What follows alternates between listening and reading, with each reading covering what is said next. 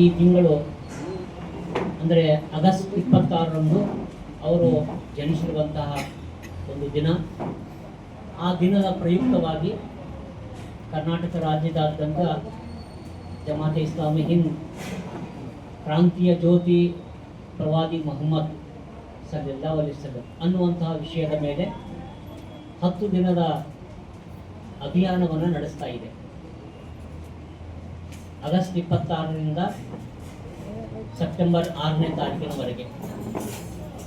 ಇದರಲ್ಲಿ ಬೀದರ್ ನಗರದಲ್ಲಿ ಕೂಡ ಹಲವಾರು ಕಾರ್ಯಕ್ರಮಗಳನ್ನು ನಾವು ಹಾಕಿಕೊಂಡಿದ್ದೇವೆ. ಈ ಒಂದು ಅಭಿಯಾನ ಆಚರಿಸುವಂತಹ ಮುಖ್ಯವಾದ ಉದ್ದೇಶ, ಈ ಪ್ರವಾದಿಯವರು ಅವರ ಜೀವನ, ಪವಿತ್ರ ಜೀವನ ಮತ್ತು ಅವರ ಸಂದೇಶ ಎಲ್ಲ ಮನುಷ್ಯರು ಕೂಡ ತಲುಪಬೇಕು, ಎಲ್ಲರೂ ತಿಳಿದುಕೊಳ್ಬೇಕು ಅನ್ನುವಂಥ ಒಂದು ಉದ್ದೇಶ. ಎರಡನೇದಾಗಿ, ಅವರ ಕುರಿತು ಇರುವಂತಹ ತಪ್ಪು ಕಲ್ಪನೆಗಳನ್ನು ನಾವು ದೂರ ಮಾಡಬೇಕು.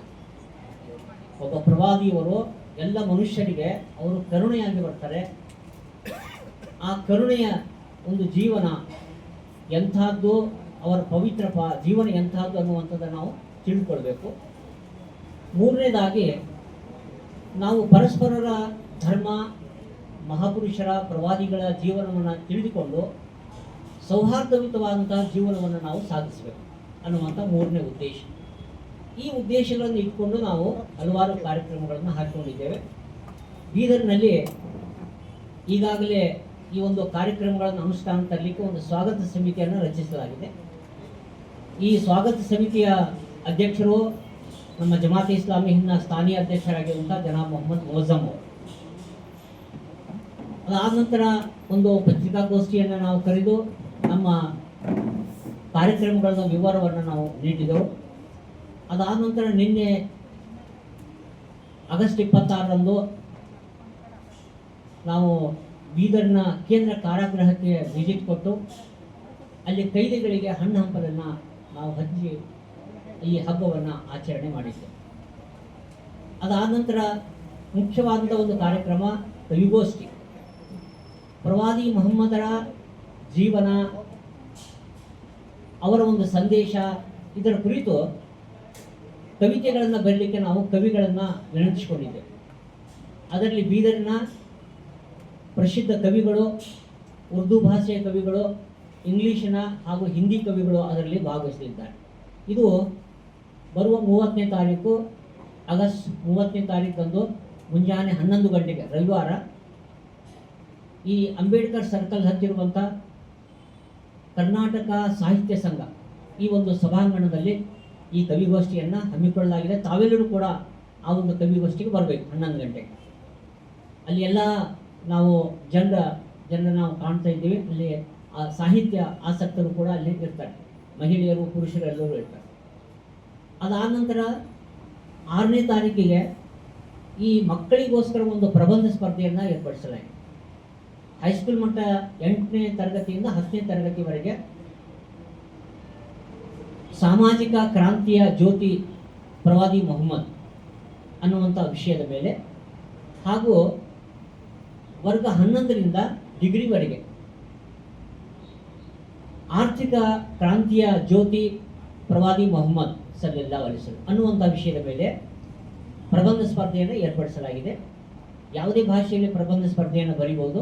6ನೇ ತಾರೀಕು ಮುಂಜಾನೆ 11 ಗಂಟೆಗೆ ಈ ಸಿದ್ದಿ ತಾಲೀಮಿನಲ್ಲಿರುವಂಥ ವಿಸ್ಡಮ್ PU ಕಾಲೇಜಿನಲ್ಲಿ ಈ ಒಂದು ಸ್ಪರ್ಧೆಯನ್ನು ನಾವು ಏರ್ಪಡಿಸಿದ್ದೇವೆ. ಇದರಲ್ಲಿ ಪ್ರಥಮ ಬಹುಮಾನ ಪಡೆದಂಥವರಿಗೆ 5,000 ರೂಪಾಯಿ, ದ್ವಿತೀಯ ಬಹುಮಾನವನ್ನು ಪಡೆದಂಥವರಿಗೆ 3,000 ರೂಪಾಯಿ, ತೃತೀಯ ಬಹುಮಾನ ಪಡೆದಂಥವರಿಗೆ 2,000 ರೂಪಾಯಿ ನಾವು ಬಹುಮಾನದ ರೂಪದಲ್ಲಿ ಅವರಿಗೆ ಪ್ರೋತ್ಸಾಹವನ್ನು ಕೊಡಲಿದ್ದೇವೆ. ಎರಡು ವರ್ಗದ ಜನರಿಗೆ ಅಂತ ಪ್ರತ್ಯೇಕವಾದಂಥ ಬಹುಮಾನಗಳು, ಹೈಸ್ಕೂಲ್ ಸೆಕ್ಷನ್ ಕೂಡ ಪ್ರತ್ಯೇಕ ಬಹುಮಾನ ಹಾಗೂ ಡಿಗ್ರಿ ಲೆವೆಲ್ಗೆ ಒಂದು ಬಹುಮಾನ ಕೂಡ ಪ್ರತ್ಯೇಕವಾಗಿ ಇರ್ತದೆ. ಇದಾದ ನಂತರ 9ನೇ ತಾರೀಕು ಸೆಪ್ಟೆಂಬರು ಒಂದು ಬೀದರ್ ಗಣ್ಯರ ಒಂದು ಟೇಬಲ್ ಟಾಕನ್ನು ಇಟ್ಕೊಂಡಿದೆ. ಮೇಜಿನ ಅಲ್ಲಿ ಎಂಥ ಮಾತು ಅಂತೇಳಿ ಅದು ಕೂಡ ಎಂತಂದ್ರೆ ಕರ್ನಾಟಕ ಸಾಹಿತ್ಯ ಸಂಘದಲ್ಲಿ ಬರುವ 9ನೇ ತಾರೀಕಿಗೆ ಸಾಯಂಕಾಲ 7 ಗಂಟೆಗೆ ನಾವು ಅವರ ಜೀವನದ ಕುರಿತು, ಸಂದೇಶದ ಕುರಿತು ನಾವು ಒಂದು ಟೇಬಲ್ನಲ್ಲಿ ಕುಂತು ಚರ್ಚೆ ಮಾಡುವಂಥ ಒಂದು ವಿಷಯ ಕಾರ್ಯಕ್ರಮ ಕೂಡ ಹಾಕಿಕೊಂಡಿದೆ. ಇದಲ್ಲದೆ ಹಲವಾರು ಹಳ್ಳಿಯಲ್ಲಿ ಕೂಡ ಕಾರ್ಯಕ್ರಮಗಳಿವೆ ಮತ್ತು ಈ ಒಂದು ಅಭಿಯಾನಕ್ಕೆ ತಯಾರಿಸಿದಂಥ ಫೋಲ್ಡರ್ ಇದೆ, ಕನ್ನಡದಲ್ಲಿ, ಇಂಗ್ಲೀಷ್ನಲ್ಲಿ, ಉರ್ದೂನಲ್ಲಿ. 2 ಪುಸ್ತಕಗಳನ್ನು ನಾವು ಈ ಒಂದು ಅಭಿಯಾನದಲ್ಲಿ ಬಿಡುಗಡೆಗೊಳಿಸ್ತಾ ಇದ್ದೇವೆ. ಆ ಒಂದು ಪುಸ್ತಕ ಏನಂತಂದ್ರೆ ವಾರ್ತಾಭಾರತೀಯ ಪ್ರಧಾನ ಸಂಪಾದಕರಾದಂಥ ಅಬ್ದುಲ್ ಸಲಾಂ ಪೃಥ್ವಿ ಅವರು ಬರೆದಂಥ ಒಂದು ಪುಸ್ತಕ. ಆಮೇಲೆ ಇನ್ನೊಂದು ಪುಸ್ತಕ ನಮ್ಮ ಯೋಗೇಶ್ ಮಾಸ್ಟರ್ ಅವರು 3ನೇ ಪುಸ್ತಕವನ್ನು ಬರೆದಿದ್ದಾರೆ. ಪ್ರವಾದಿ ಮೊಹಮ್ಮದರ ಮೇಲೆ 3 ಪುಸ್ತಕಗಳನ್ನು ಅವರು ಈಗಾಗಲೇ ಬರೆದಿದ್ದಾರೆ. ಇದು ಅವರು ಯೋಗೇಶ್ ಮಾಸ್ಟರ್ ಬರೆದಂಥ ಒಂದು ಪುಸ್ತಕ ಇದೆ.